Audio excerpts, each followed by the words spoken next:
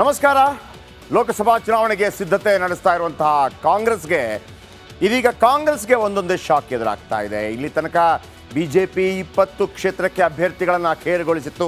7ರಿಂದ 8 ಕ್ಷೇತ್ರಗಳಲ್ಲಿ ಒಂದು ರೀತಿಯಲ್ಲಿ ಭಿನ್ನಮತ ಈಗಲೂ ಕೂಡ ಹೊಗೆಯಾಡ್ತಾ ಇದೆ. ಈ ನಡುವೆ ಕಾಂಗ್ರೆಸ್ 7 ಕ್ಷೇತ್ರಗಳಲ್ಲಿ ಅಭ್ಯರ್ಥಿಗಳನ್ನು ಅಖೇರುಗೊಳಿಸಿ ಆಗಿತ್ತು. ಅದಾದ ನಂತರ 21 ಕ್ಷೇತ್ರ ಬಾಕಿ ಇದೆ. 4 ಕ್ಷೇತ್ರ ಹೊರತುಪಡಿಸಿ 16ರಿಂದ 17 ಕ್ಷೇತ್ರಗಳ ಹೆಸರನ್ನು ಒಂದು ರೀತಿಯಲ್ಲಿ ಹರಿಬಿಡಲಾಗಿದೆ. ಇದನ್ನು ನೋಡಿದ ನಂತರ ಅನೇಕರು ಈಗ ಕಾಂಗ್ರೆಸ್ನಲ್ಲೂ ಕೂಡ ಒಂದು ರೀತಿಯಲ್ಲಿ ಅಸಮಾಧಾನ ಭುಗಿಲೆದ್ದಿದೆ. ಟಿಕೆಟ್ ಸಿಕ್ಕಿಲ್ಲ ಅಂತ ಹೇಳಿ ಕಾಂಗ್ರೆಸ್ನ ನಾಯಕಿಯೊಬ್ಬರು ಖರ್ಗೆ ಮನೆಗೆ ಯಾವ ರೀತಿ ಹೋಗಿದ್ರು ಅಂತಂದರೆ ಕಣ್ಣೀರಿಡ್ತಾ ಹೊರ ಬಂದರು. ಹೇಳಿದರು, ಸೋಲುವಾಗ ನಾವು ಬೇಕಾಯಿತು, ಗೆಲ್ಲುವಾಗ ಯಾಕಿಲ್ಲ ಅಂತ ಹೇಳಿದರು. ಏನಾಗ್ತಾ ಇದೆ ಕಾಂಗ್ರೆಸ್ನಲ್ಲಿ? ಬನ್ನಿ, ಬೆಂಗಳೂರು ಮತ್ತು ದೆಹಲಿಯ ಸಮಗ್ರ ಚಿತ್ರಣ ನಿಮ್ಮ ಮುಂದೆ.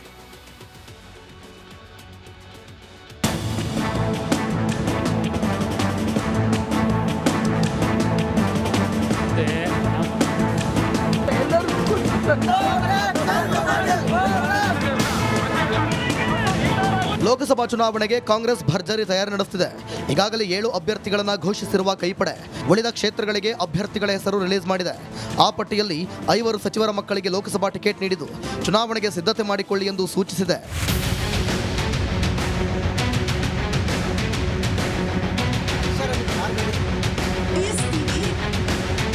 ಸಾರ್ ನಂಗೆ ಬಾಗಲಕೋಟೆ ಸಿಗುತ್ತಾ ಅಂತ ಪತಿ ವಿಜಯಾನಂದ ಸ್ವಾಮೀಜಿ ಜಯಮೃತ್ಯುಂಜಯ ಶ್ರೀ ಜೊತೆಗೂಡಿ ಖರ್ಗೆ ಮನೆ ಬಾಗಿಲು ಬಡಿದಿದ್ದ ವೀಣಾ ಕಾಶಪ್ಪನವರ್ ಅಳ್ತಾ ಹೊರಬಂದರು.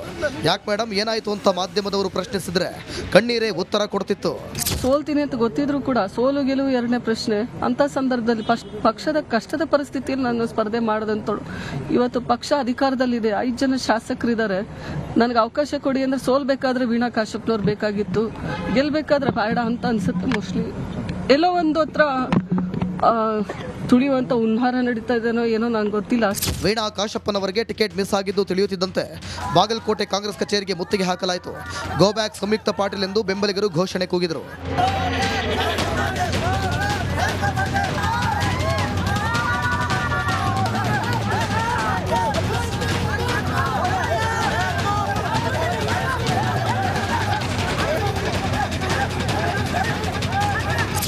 ಪಟೇಲ್ ಯಾರು ಅನ್ನೋದು ಎಕ್ಸ್ಪ್ರೆಸ್ನೇ ನಮ್ಗೆ.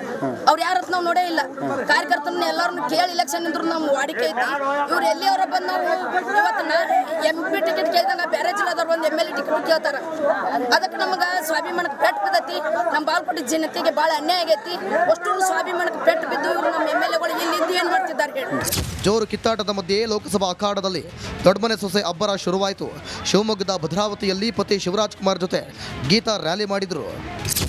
ಜನರದ್ದು ಉತ್ಸಾಹ ನೋಡಿದ್ರೆ ತುಂಬ ಮನಸ್ಸಿಗೆ ನೆಮ್ಮದಿ ಮತ್ತು ತುಂಬ ಸಂತೋಷ ಆಗುತ್ತೆ. ಇಲ್ಲ, ನಿರೀಕ್ಷೆ ಏನಿಲ್ಲ. ಯಾವಾಗಲೂ ನಾವು ಏನಕ್ಕೆ ನಿಂತರೂ ಇವಾಗ ಎಲೆಕ್ಷನ್ನಿಗೆ ನಿಲ್ಲಿ ಬೇರೆ ಗೆಲ್ಲಬೇಕಂತಲೇ ನಿಲ್ತೀವಿ.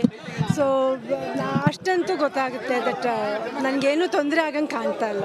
ನಾನು ಅದು ಯಾವುದೂ ಫೈಟ್ ಗೀಟ್ ನೋಡೋದಿಲ್ಲ. ನಮ್ಮ ಮಾತ್ರ ನಾವು ನೋಡ್ಕೊತೀವಿ. ನಮ್ಮ ಪಕ್ಷ ಏನು ಹೇಳುತ್ತೆ ಅದನ್ನು ಮಾಡ್ಕೊಂಡು ನಾವು ಮುಂದೆ ಹೋಗ್ತೀವಿ.